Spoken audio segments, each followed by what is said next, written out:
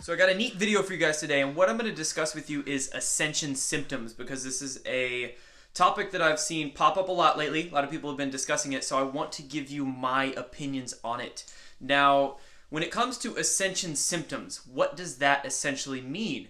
Ascension symptoms is a term that a lot of people use to describe their feelings of discomfort in adjusting to these new energies and these new vibrations that are going on our planet. So basically just feeling weird, feeling off because there's crazy energetics going on in the cosmos. And essentially, I mean, really what I believe, I don't really believe in ascension symptoms per se. I don't think any kinds of disease or dysfunction just happen. I think there's always a cause and effect. And I don't like to call it ascension symptoms. What I personally call it is out of alignment during ascension symptoms. Because if you look at the word dis-ease, you're at dis-ease, right? Something's not working right because you're out of alignment. So what I'm going to discuss with you is what I call here the 6 pillars of health. And this is essentially just going to be a holistic health lesson, you could say. I mean, I'm just going to run through basically everything a person needs to think about and balance in their mind, body, spirit complex to best ride this wave of change that's going on. That's the best way I can describe it. So I'm just going to touch on each of these 6 pillars. 3 of them is how we use energy in our bodies, and 3 of them is essentially how we gain energy. So it's almost a yin-yang between 3 pillars we use to expend and 3 we grow with. So you could say these are the masculine pillars, the pillars that are meant to catabolize and break down, and these are the ones that are meant to make us anabolic or regrow ourselves. So it's a yin-yang duality, kind of a balance here between them. And then in each of them, I just wrote down a few things that, I mean, I think everybody should be aware of and be thinking about when they're trying to make themselves healthier and basically just stronger versions of themselves, stronger individuals. So 6 pillars of health. Boom.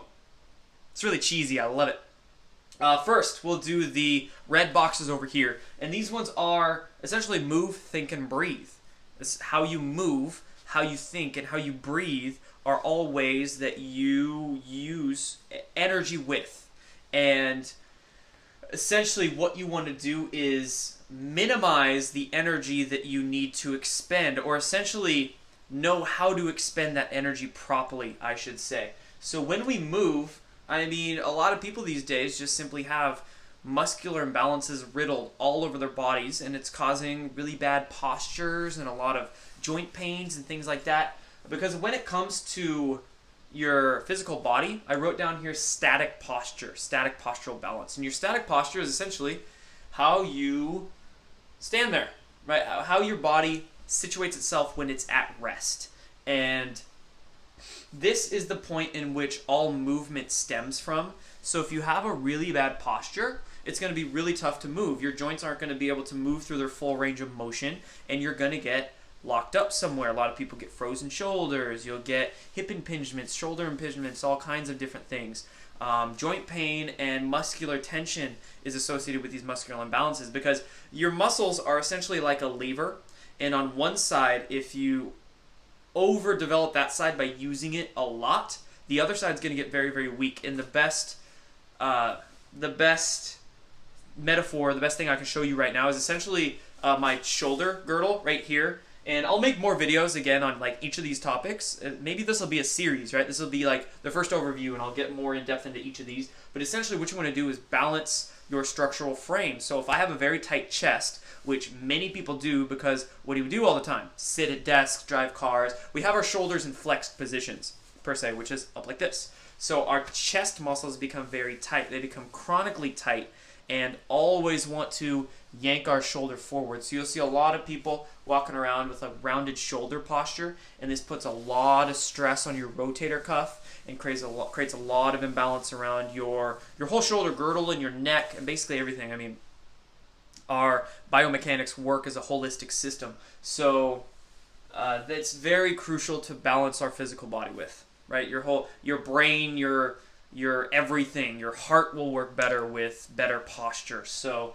Very crucial there. And then I wrote dynamic movement balance. And this is basically when you throw motion into the mix, when you take static posture and throw time movement into the mix, this is how all of your muscles basically sync up. So this is your kinetic chain firing at the specific intervals at which it should to make movement happen properly. So what I mean by this is, say you go down to squat. If you have a lot of imbalances around your hips, your knees could flare out, and every time you squat, you could be putting way too much pressure than you should be doing on your knees. So that's just one example. Again, I can go much more in depth into this in later videos. Next, we'll move into thinking. Thinking is, I just kind of wrote down some general things here that I think will be helpful to think better. think. Left and right brain balance, okay? And I've mentioned this in some of my videos, but basically just balancing the logical side of our brains with the intuitive side of our brains and understanding that ego complex that loves to reside in that left brain part of us. So, that's just important to me to hone proper discernment skills and to think better, essentially. And then I also wrote down emotional intelligence. And this is, again, just understanding who you are, understanding your own emotions, how it comes out, how you repress emotions. That's a big thing we do in this day and age, is we repress a lot of stuff in us, and that causes a lot of internal spiritual tensions that then manifest into physical pains. But unfortunately with modern medicine, it's the physical pains they always look at, not the emotional or spiritual issues. So there's always deeper stuff going on if you have physical pain. And then reading and meditation. So really, when it comes to thinking, you want to use your brain, but you also want to, meditation is crucial. I threw that into the thinking one. But meditation, just simply connecting to that which is. Connecting to your higher self through quieting this incessant thing we got between our shoulders here. So those are just some helpful tips I wrote down to thinking. I kind of winged that one. Or just threw out, I threw out my own opinions there. And then breathing. And all I wrote down here is conscious breathing exercises. And this kind of breathing ties into thinking and actually moving quite a bit. Again, holistic symptoms. Holistic systems. Our mind, body, spirit complex is a system of systems. Not only do we move holistically, we should think holistically and basically live our lives holistically, because everything's connected. As all the best scientists and doctors and physicists showed, is everything's connected. So breathing. When it comes to breathing, tangent aside, conscious breathing exercises are extremely helpful, because basically what I want to say is we are a very stressed out society. And when we tend to be in that perpetual stress response, that fight or flight response, we will breathe with our chest. We will do what's called labored breathing. You'll see people's neck muscles start to actually contract because it's trying to raise their diaphragm from the chest. And when we become perpetual chest breathers, that'll stimulate too many stress hormones that'll actually stimulate norepinephrine and epinephrine response from your adrenal glands, and you'll be basically stressed out all the freaking time. And you'll breathe stressed out, and then your breathing will release more stress hormones in your body, and you'll be more stressed out, and you see the perpetual cycle that happens. So when it comes to conscious breathing exercises, really that means just focusing your breath from your navel and from your belly, essentially, and then breathing from your diaphragm, diaphragmatic breathing. That will stimulate your rest and digest response, or what's also known as your parasympathetic nervous system, and basically help recover you. So deep conscious breathing exercises will help you recover. That's what my 2 minutes of yada yada yada basically boiled down to. So look into that. Not a lot of people actually realize with your diaphragm, the muscle that literally helps you to breathe, your diaphragm tendons connect into around your L3, so that's actually your low back, your lumbar vertebrae. So we should be breathing from the belly, because that's literally where our tendons attach into, but so many people breathe from the chest, and then that also exacerbates more muscle imbalances all around the neck, and then the tension headaches happen because they got freaking tight necks, and just a whole host of issues. Again, all of these are freaking connected. So anyway, that's a quick rundown of the three red pillars of how we use our energy or basically what we do to expend energy and use it. And there's a few tips on how I best think to do that. And now let's talk about the 3 pillars that we basically live our lives to build energy with. And that is eating, drinking, and sleeping. nutrition, hydration, and what you could call sleep, or also wrote down rhythm here. Some people call it rhythm. But these three things we build energy with. These are the, what you could call the anabolic pillars, or the feminine pillars per se. Yin and yang, masculine, feminine. The masculine always wants to break shit down. You think of a dude, they're always, super aggressive. Let's go break shit down. And then the feminine ones always want to rebuild. That's the anabolic part of us. You can't, they're both crucial. You can't build up your body if you don't break it down. You can't break down your body if you have nothing to build up with. So it's a dance. It's a very, octopus arms. It's a very delicate dance. So with these three, eating, drinking, and sleeping, what I wrote down under eating, again, this kind of goes along the lines of every single body is different, and you're going to have to focus differently on different pillars depending on who you are. The information I give is just all about self-empowerment. It's all up to you to use it for your own accord, for your own empowerment. But when it comes to eating, the two things I wrote down here are metabolic typing and biochemical individuality. And I wish I was better at doing these videos because I can't remember who wrote these books. But there's a guy who wrote the metabolic typing book and a guy that wrote a book called Biochemical Individuality. And these are great books. The one on biochemical individuality, that's just I think it's thunder. Nice.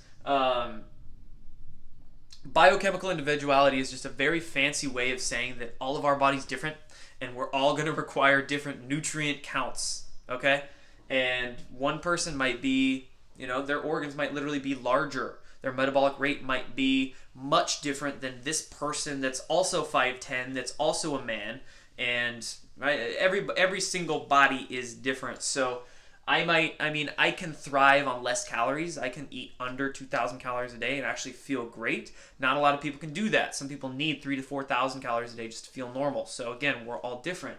And then this concept, metabolic typing, that also goes along the lines of biochemical individuality and that we're all different. But metabolic typing essentially means that we all have different ancestries and heritage. So our genes have formed based off what our ancestors were eating and living like. So me, for instance, I'm quite a bit of Scandinavian. So my ancestors grew up with a Scandinavian diet for many, many centuries. That is a high fat, a lot of cruciferous stuff that grows in, cruciferous veggies or whatever grows in the ground in colder climates. A lot of fish, high fat, high protein. I feel better when I eat that way. That's just me. So I like higher protein, higher fat foods. That's what sustains me. I like eating cruciferous veggies and sweet potatoes and stuff like that. So that's how I feel better. And that's, you can play around with your diet like that. And this, again, these concepts mean every single person is different. I think a lot of people get way too caught up in their heads when it comes to diets, and they get attached to all these fads, and they're like, oh, this one didn't work for me, this one didn't work for me. Well, that's because we all need different freaking diets. So keep those ideas in mind. Again, I can do a much more in-depth video on this. And then I also wrote down this little hashtag right here because, when you boil it down, when you just keep it freaking simple, when it comes to eating, just jerf. Just eat real food. Jerf. That's it. Make sure what you're consuming is as organic, non-GMO as possible. You just don't want toxins going in your body. So it's important to keep in mind how you package your food, how you cook your food, what kind of preservatives might be in it, and just think of the life force that it's sustaining you with. Because that's really why we eat food. We eat food to obtain the life force energy from it. So the fresher food it is, the more organic it is, the higher quality it is, the more life force that it's going to pass along to you. So it's really that simple. When you're eating meat sources that have been from factory farms, when you're eating pesticide-laden, genetically engineered crops, when you're doing all that stuff to you, you're not jerfing, bro. And you're not going to be feeling as optimal as you could be. So I just wanted to throw that in there. I love that acronym. Next, drink. Dude, when I health coach people, this is the pillar that it doesn't bug me the most. It's the one that I have to bug them the most about. Sometimes when I health coach people, I tell them that I'm literally going to be their professional nag because this is the one literal thing that every single one of us can make sure we do on a daily basis to feel much, much better. But so many people aren't freaking doing it. And that's just drink enough water. And the cardinal rule that you should be hitting is take your body weight in pounds divided by 2, and that's how many ounces you should hit a day. Pretty easy. I weigh 170 pounds, so I usually try to hit between 80 to 90 ounces of water a day. Maybe 100, 110 if I'm working out or it's hot out or something like that, but pretty freaking simple. And I guarantee you 97.34% of people watching this video don't drink enough water per day, and that's why they're chronically tired. When a lot of people are really freaking tired and dehydrated, they'll reach for like coffees and energy drinks and things like that are diuretics, which dehydrate them even more, and then it's just, again, this perpetual cycle people get themselves into. If they would simply wake up, drink enough water, and make sure they drink enough water throughout the day, we wouldn't need quite as much of this caffeine completely stimulating us and making us all wide-eyed.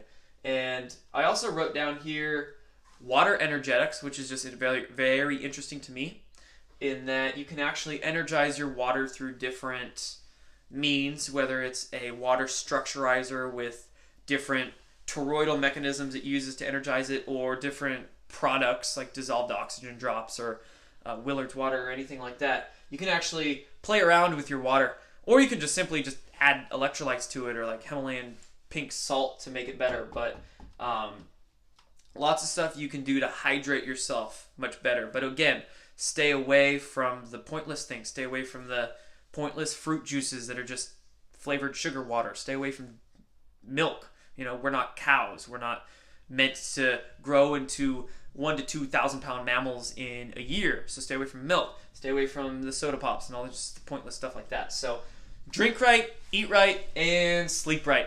Sleep right, really basic. 8 hours a night. Make sure you don't have a bunch of freaking EMF waves around your head, or sleep with your phone right here. And also, I wrote this one down, but this kind of goes along the lines of rhythm/sleep. Move with the seasons. This is a big one I think a lot of people don't think about on a grand scale. They don't have that long-term thinking capabilities, but it's very important to do, in that you have to move with rhythm in your life. So what I mean by that is, if you have like 3 to 4 months, say during the summer, where you're just pounding out a bunch of work and you're beating your body and your brain to shit, you're going to need a few months to relax, to literally recover with. Again, you're not going to be able to break down your body if you don't regrow it. So you literally need to honor the feminine within you and relax. It's very interesting in our society how men who relax, say you go get a massage, you lay in a hammock, or you do anything that's relaxing, that's feminine oriented, it's often looked down upon, right? It's like we have this completely skewed version of what is really masculine and what is really feminine, and how we should balance the two in our heads. It's totally screwed up. And this delves into the whole debate and idea and tangent of, the rise of the divine feminine and the divine masculine and balancing the two and yada yada. But I kind of gave you a few tidbits into that discussion here. But it's very important. It's very important to honor both the masculine catabolic breakdown side of us and the feminine anabolic regrowth side of us, or the sympathetic nervous system, and balance it with the parasympathetic nervous system. That would be a really good video that I might do soon, because that's this concept, is moving with the seasons, honoring both of those sides of us. So that is essentially the 6 pillars of health, and that's a bunch of tips and tricks and hints that I can offer you in this 19 minutes of video to manage your Ascension symptoms and not feel so icky as all this stuff changes. Remember, if you feel dysfunctional and tired and out of alignment, it's probably because you're doing something that's out of alignment, and you have every power in the world to make yourself feel good again. But that power is simply accessed through increasing your knowledge, increasing your awareness, and then acting on that knowledge and awareness. Because I can tell you how to eat, think, and move and breathe all I freaking want through these videos, but if you don't actually get off your butt to do it, you're not gonna find the success. So that's the inner coach coming out of me. I had a soccer coach one time when I was playing college ball, and he said, embrace the suck. Ha! Like the best advice I've ever freaking heard, and that's attached in my head the whole time. Embrace the suck. Because all that's happening is your ego is getting uncomfortable and it's getting out of its comfort zone. You don't feel good doing that. But that means you're growing, right? A comfort zone is a beautiful place, but nothing ever grows there. And if you don't move your body, if you don't start thinking differently, breathing differently, eating better, drinking better, getting your ass to sleep, you're going to stay in your comfort zone and you're never going to grow. So why don't we do all this stuff? And again, it's all connected, right? Once you start breathing better and moving better, you're going to start sleeping better.